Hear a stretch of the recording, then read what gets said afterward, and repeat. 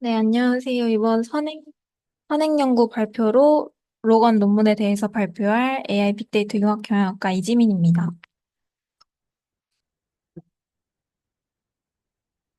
네, 먼저 저희 MMA 팀이 저번 주에 정한 주제를 한번 다시 보고 본 논문에 대해서 소개해 드린 후에 제가 이번에 준비하면서 디스커션 포인트 생각한 것들을 공유하고 발표 마무리하도록 하겠습니다. 저희 팀이 그때 정했던 주제는 사용자 입력을 기반으로 한 로고 생성이었습니다.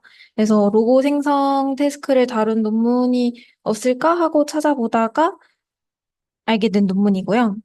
그래서 본격적으로 논문을 보면은 여기서 말하기에 로고 디자인은 이 디자이너랑 고객 간의 지속적인 협업이 필요한 긴 과정이어서 이 각 초안 로고를 디자인하는데 시간과 노력이 많이 든다고 합니다. 근데 최근에 여러분들 아시는 이때 당시는 최근인데 괜히 나오면서 생성 모델이 나오고 이런 문제를 해결할 수 있게 되었는데요. 근데도 로고 생성은 좀 충분히 탐구되지 않다고 합니다. 왜냐면 로고가 중첩된 세그먼트의 계층 구조를 포함하지 않기 때문인데, 이 말은 이 로고가 일반적으로 다른 이미지와는 다르게 이 특정한 구조적 특징이 없다는 말입니다. 그러니까 예를 들어서 사람 얼굴을 겐으로 생성한다 하면은 눈, 코, 입, 머리카락 같이 다양한 부분이 계층적으로 포함되어 있는데, 로고는 이런 계층적 구조가 없이 좀 굉장히 단순한 구조를 갖고 있죠. 뭐 텍스트나 색상 조합이나 기하학적 형태, 조합으로 구성이 되기 때문에 다른 이미지보다 이 로고를 학습하고 재현하는 것은 조금 더 어려운 일이라고 합니다. 그래서 이런 로고 생성을 연구한 논문이 기존에 있었는데 그 연구에서는 클러스터 접근 방식을 사용을 했고요. 근데 이때 합성 레이블이 충분한 유연성을 제공하지 못했다는 한계점이 있었다고 합니다. 이 한계점에 대해서는 뒤에서 더 자세히 보는 걸로 하고, 그래서 본 논문에서는 로고의 가장 두드러진 색상을 정의해서 12개의 색상 클래스를 도입하는 등 더 표현력 있고 정보가 풍부한 레이블을 사용해서 이 모델 로겐을 제안합니다. 그래서 백그라운드를 한번 보면은 모두들 아시는 겐 모델에 대해서 말을 합니다. 겐은 생성기와 판별기라는 두 개의 신경망으로 구성이 돼 있죠. 뭐 생성기는 가짜 이미지를 생성을 하고 판별기는 이 가짜랑 진짜 이미지를 받아서 구분을 하도록 훈련이 됩니다. 근데 뭐 이런 경쟁적 훈련 방식은 고품질 이미지 생성을 가능하게 하지만 훈련 과정에서 여러 문제를 겪는다는 그런 한계점이 있다고 하고요. 뒤에서 이제 컨디셔널리티가 나오는데 이 조건부 생성이라 함은 레이블이 지정된 데이터를 사용해서 특정 클래스에 기반한 이미지를 생성하는 방법을 의미를 합니다.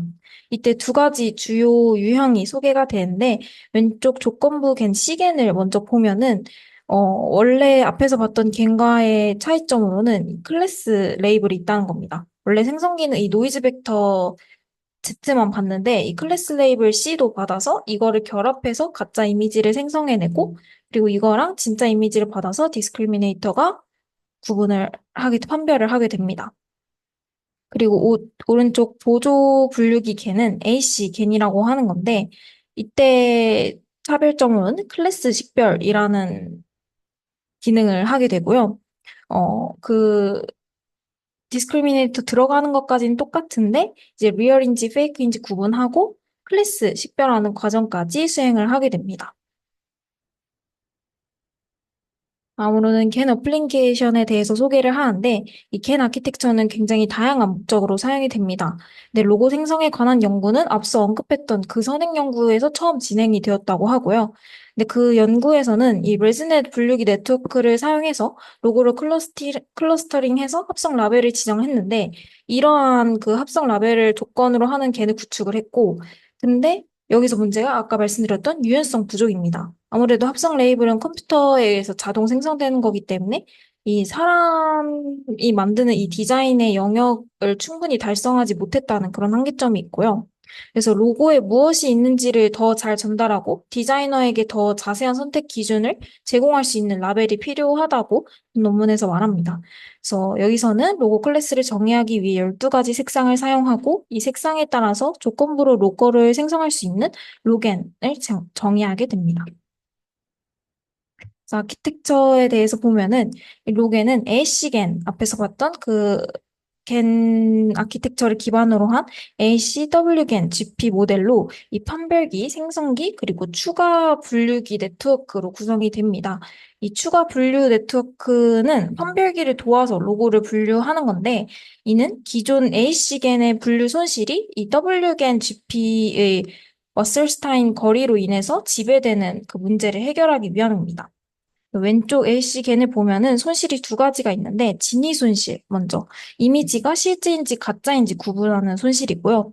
두 번째로 분류 손실은 이미지가 올바른 클래스로 분류되는지를 확인하는 손실입니다. 그래서 판별기는 원래 진위 손실과 분류 손실을 더한 거를 최대화하고, 생성기는 이 진위 손실을 최소화하는 방향으로 진행이 됩니다. 그런데 이 AC-겐보다 WGen GP가 훈련 시 더 안정적이라고 해서 본 논문에서는 이 아키텍처를 채택을 하는데요. WGen GP는 이 와슬스타인 거리를 사용해서 훈련 안정성을 높이고 모드 붕괴를 방지하는 그러한 겐 모델입니다. 근데 여기서 문제점이 WGen GP의 이 손실 함수가 너무 강력하게 작용할 경우에 이 판별기가 이 이미지의 그 진위 여부만 집중을 하게 되고 클래스의 분류에는 작동을 잘 못할 수 있게 됩니다. 그래서 클래스 분류 성능이 떨어질 수 있다는 문제가 있어서 이를 해결하기 위해서 록에는 이 추가 분류기 네트워크를 도입을 해서 분류 작업을 별도로 수행하게 함으로써 이 워슬스타인 거리로 인한 분류 손실의 지배 문제를 해결을 합니다. 그래서 이렇게 접근을 하게 되면은 분류 작업을 별도로 처리함으로써 각 작업이 독립적으로 최적화될 수 있도록 하고 결과적으로 이 록에는 더 나은 분류 성능과 생성 성능을 동시에 달성할 수 있게 됩니다. 그래서 본 논문에서 사용한 데이터를 한번 보면은 어, LLD 아이컨스 데이터셋이라고 약 48만 개의 32 x 32 아이콘으로 구성된 데이터셋이고요. 라벨링 과정에서는 K-민스 알고리즘 사용해서 이미지에서 가장 두드러진 색상을 추출하고 RGB 값을 정의를 해줬고, 초기 색상 목록은 이러하고, 오른쪽에 보이는 것이 그 데이터셋의 클래스 분포라고 보실 수 있겠습니다. 다음으로는 실험 결과를 한번 보도록 하겠습니다. 왼쪽 이 긴 이미지가 그 각 배치에 대한 판별기, 생성기, 분류기 손실이고요. 오른쪽은 생성된 이미지의 손실입니다. 결과를 보시면 판별기랑 생성기는 잘 수렴되지 않았는데 이는 Wgen 또는 Wgen GP가 수렴을 보장하지 않기 때문이라고 하고요. 분류기는 보시면 손실 값이 1에 가깝게 잘 수렴된 것을 볼 수 있는데 이는 가짜 이미지 분류 손실이 0에 가까워져서 이 생성된 이미지가 올바르게 분류되었기 때문이라고 볼 수 있습니다. 다음으로 퀄리티 이밸루에이션인데요. 본 논문에서는 이 생성된 로고에서 가장 두드러진 상위 세 가지 색상을 추출해서 분석하고 각 클래스 C에 대해서 정밀도, 재현율, 그리고 F1 스코어를 사용을 해서 성능을 측정을 합니다. 그래서 그 결과를 보면은 400F9의 이 클래스 조건부 생성의 결과인데 먼저 왼쪽을 보시면은 생성된 로고가 약간 흐릿한 면이 있어요. 이거는 훈련 이미지가 32 x 32 픽셀에 불과하기 때문이라고 하고 또 생성된 로고는 보시면 거의 원형이나 정사각형이 많은 것을 볼 수 있습니다. 근데 보시면은 가끔 하트도 있고 불규칙한 모양도 포함이 되어 있습니다. 오른쪽을 보시면 아까 말씀드렸던 그 측정 지표에 따른 결과인데, 정밀도는 흰색과 회색을 제외하고는 상대적으로 높습니다. 이는 주로 흰색 로고가 좀 작고 주변에 흰색이나 투명한 공간이 많아서 이 다른 색상으로 생성된 작은 로고들이 흰색으로 분류될 가능성이 커서 이렇게 나타나는 거라고 하고, 마찬가지로 회색도 사실 굉장히 중립성 있는 색깔이라서 회색 클래스도 다른 클래스에서 많이 나타나기 때문에 이러한 결과가 나타난 것이라고 생각할 수 있습니다. 그리고 재현율을 보면은 전반적으로 정밀도보다 낮고 빨간색이 제일 높고 분홍색이 가장 낮은데 생성된 대부분의 분홍색 라벨 로고는 흰색 클래스에 속하기 때문에 이 분홍색이 조금 낮게 나타났다고 생각을 해볼 수 있고요.